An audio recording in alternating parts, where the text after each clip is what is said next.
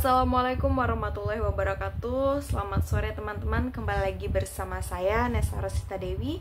Oke, pada kesempatan kali ini saya ingin kembali membahas karya tulis Tan Malaka yang berjudul Madilog, Materialisme, Dialektika, dan Logika. Oke, pada video sebelumnya kita telah sedikit membahas tentang bab 3, yaitu ilmu alam atau sains, yang mana kita telah membagi beberapa pasal di dalamnya. Yang kita bahas sudah ada definisi dan juga matematika. Pada video ini kita akan membahas pasal yang ketiga, yaitu geometri. Geometri adalah sebuah ilmu yang mempelajari tentang suatu bidang, garis, muka, dan juga titik. Tapi yang perlu diketahui teman-teman, geometri ini sendiri itu bukanlah ilmu yang mementingkan zat yang ada di dalam bidang tersebut.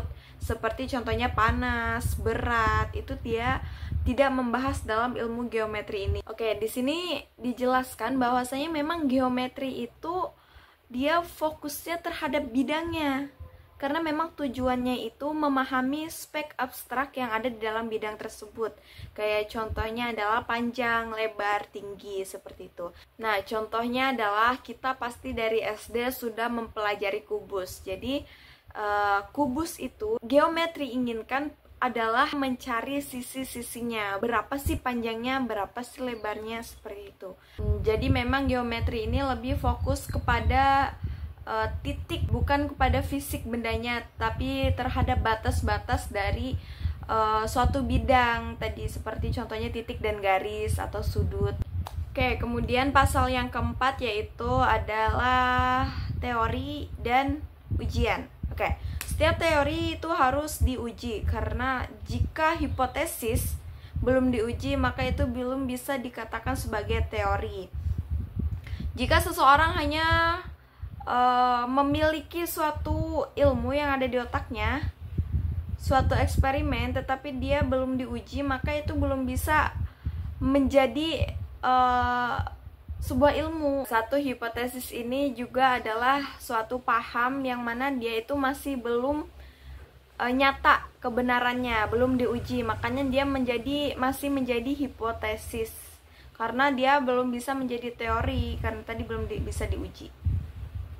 Nah, barulah kalau misalkan suatu hipotesis ini sudah diuji, itu sudah pasti adalah suatu teori yang harus dikembangkan lagi dan harus disebarkan ke dunia supaya bisa menjadi ilmu bagi pembaca-pembaca atau menjadi ilmu bagi pembelajar selanjutnya.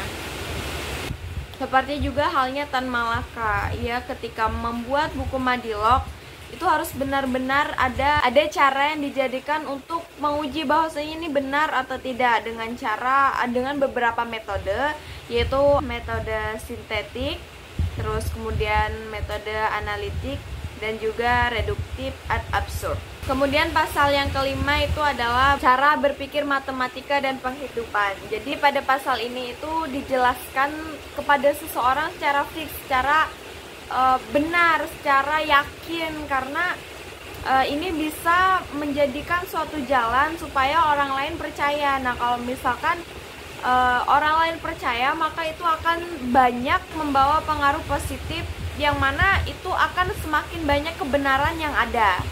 Karena memang ketika kita memiliki pengaruh yang baik dan kita memiliki jawaban yang benar, ketika kita mengajak seseorang itu memang akan susah, tetapi ketika orang itu mulai percaya dengan kita akan membawa suatu keberuntungan bagi mereka, bahwasanya mereka itu akan mudah mendapatkan jawaban-jawaban yang ada dengan cara yang benar. Dan yang terakhir itu adalah perkembangan matematika, pasal 6 dan pasal terakhir dalam bab 3 ini. Oke, di sini dijelaskan bahwasanya memang ilmu matematika secara tingkatannya pasti akan berkembang, dan itu akan membuat seseorang lebih berusaha lagi untuk berpikir bagaimana cara memecahkan suatu masalah dan bagaimana kita benar dalam memecahkan masalah tersebut. Oke, mungkin itu pembahasan dari bab 3. Salah hilafnya saya mohon maaf. Assalamualaikum warahmatullahi wabarakatuh.